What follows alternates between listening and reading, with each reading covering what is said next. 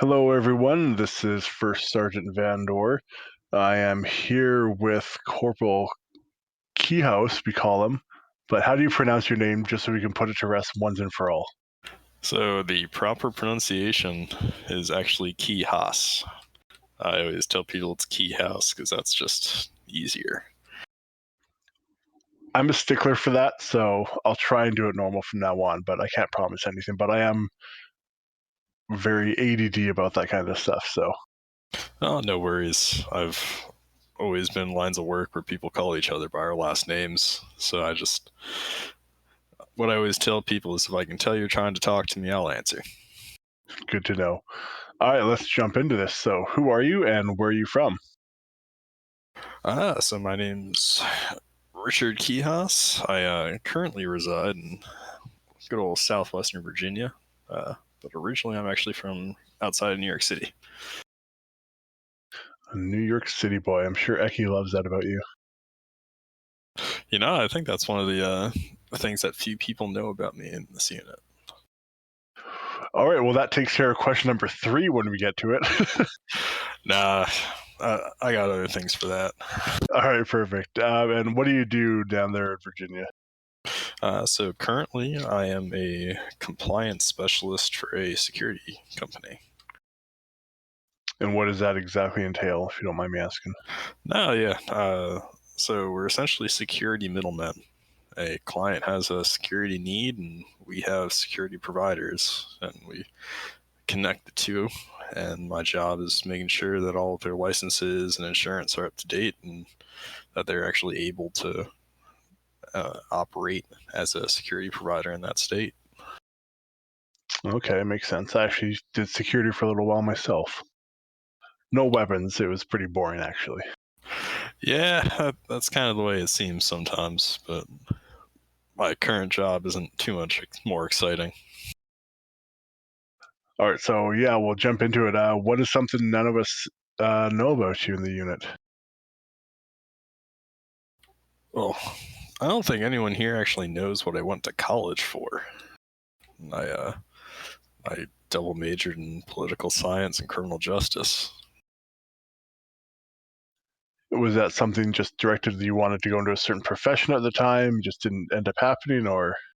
Uh, yeah, my mom always wanted me to go to college, and I figured, you know what, if I'm gonna go, because ultimately no one actually cares what your degree's in as long as you have that paper. So I figure I might as well get it in something that I found interesting at the time, and uh, went ahead and got that done. And I actually had a job lined up to go into the local police department, and wound up not doing that. So been bouncing around ever since. All right, here.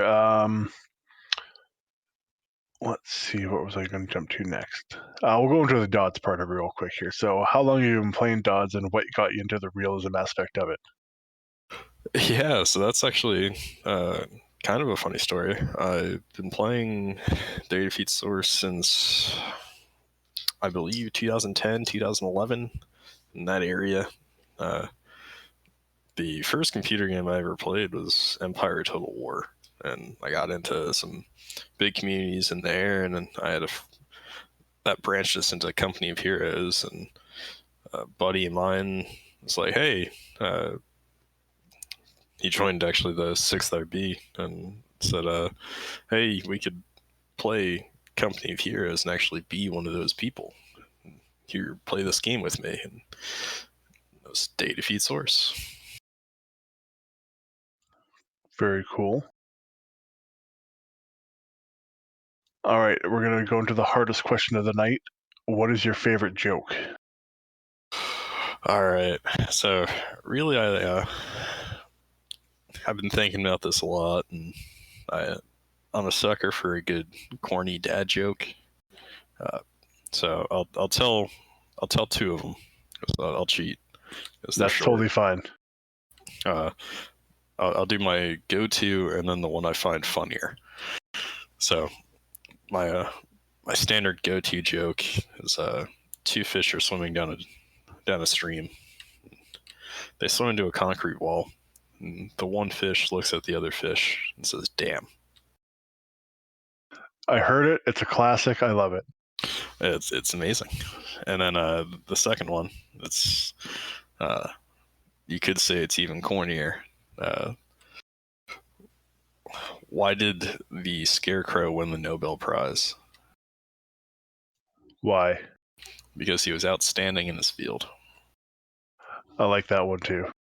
It's just they're tough to beat, man. It's dad jokes are it's where it's at. I love dad jokes and I love puns. You can't go wrong. Exactly. It's very punny. All right. If you're stuck on a deserted island, what three items would you take with you? So your food and your water is fine, but this is more your luxury items. All right, my luxury items. Stuff you can't live without, kind of thing. Yeah. Uh, hmm.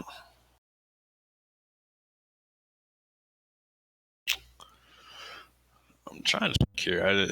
I guess the things I sort of use the most, especially with work and play right now, would probably be my computer. Uh, that'd also be a nice way to while away the day. I'd probably also want a radio. It's music's always it's gotten me through a lot. Kind of just uh, being able to lose yourself in whatever song's playing. So hopefully I have a radio signal to a good station. We'll throw in some batteries for you too. Oh yeah, oh, you're a swell lad. Then I'd probably want a good axe. That's just a good survival tool, and I've always enjoyed a good fire. Awesome. All right. If Hollywood made a movie about your life, who would you like to see play the lead role as you?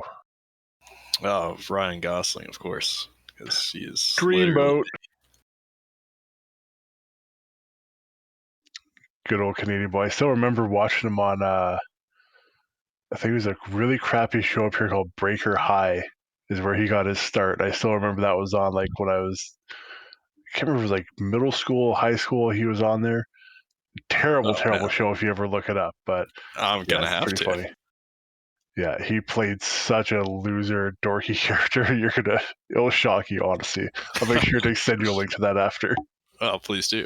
But I mean, that's how Drake got his start, right? Yeah, on Degrassi Junior High, and that was like that show was on way earlier on, like in the '80s. Like that's where I know it from, and most Canadians. I don't know about like Sofa for how old he is, but yeah, he was like on a different, like the later version. So like I remember the hardcore '80s Canadian version of it. That was like really, really bad. So Oh man, yeah. I didn't find the '90s version that much better anyway. it's not. It's all terrible. All right. If you're a chair, which celebrity would you want to sit on you? Ooh,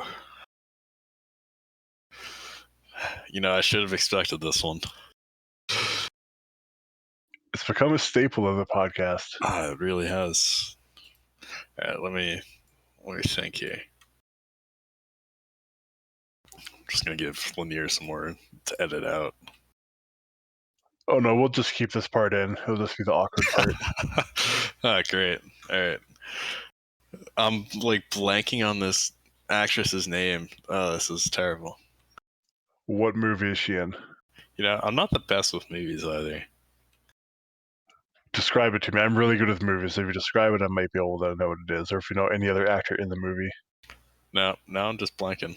We'll come back to this and I'll awkwardly say her name and I'll send you like an MP4 of me saying her name. And then we'll just like splice it in.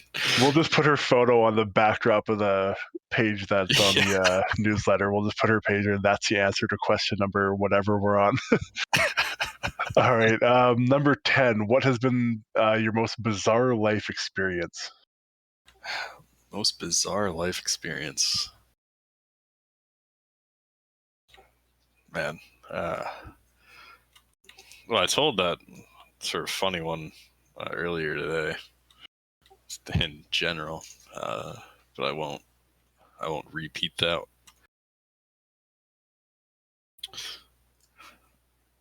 I don't know if I could go very bizarre, but I'll go with something that I never thought I would do. I That works too. Back when uh, I was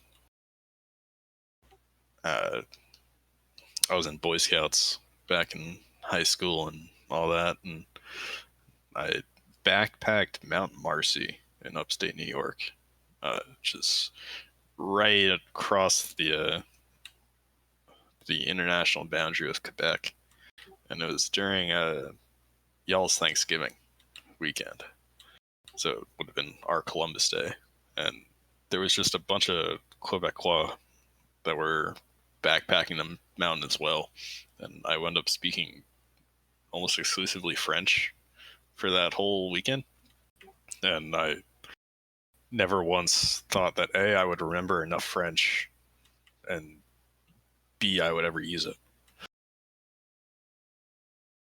Yeah, those Quebecois, I don't trust them. I wouldn't either. They're stealing all the keen water off our mountain. Yeah, That's it's some of the best water I've ever had, though. the hate between Quebec and the rest of Canada. It's a touchy subject up here. Yeah, I've heard about that. I've got a few friends that live in Ontario, and they playfully jab at anybody they find from Quebec or Montreal. Oh yeah. All right, so we're gonna go into a couple would you rather questions to end everything here. All right. So, would you rather always feel like there's a small rock in your shoe, or always have crumbs in your bed? Ooh. Okay. I would probably go with the rock in my shoe because they say you sleep like a third of your life. Then I don't think I can handle the crumbs on my bed for a third of my life. All right, and I forgot to ask earlier. You were military, right? Yeah. I currently in the Virginia National Guard. All right, so here's a question for you. And I had to ask another military person if this was going to be a hard choice. So we'll see how it goes. All right. Would you rather join the Air Force or the Coast Guard? So I've one of the super cool things I got to do when I was in Boy Scouts is one of the dads was in the Coast Guard Auxiliary, so we got to do a lot of things with the Coast Guard that I wouldn't have had that experience with otherwise, and just sort of learning their mission and everything was really interesting to me. Uh, and that's actually one of the reasons I joined the National Guard over one of the other branches. Was I wanted that opportunity to be able to help people, uh, and the chair force you don't really do that. So the Coast Guard would definitely be my option for that. Good answer. And the last and probably the hardest question here. Would you rather fight one giant Lanier or 100 Keebler elf-sized Laniers? Ooh, how giant are we talking? Like your height or taller? Okay, I'm not that big. First off, I don't I'm know. not a giant. I'm okay. Let's say a 9 foot tall Lanier, Ooh, 9 foot tall. like kind of a Shrek looking Lanier. Well, all right.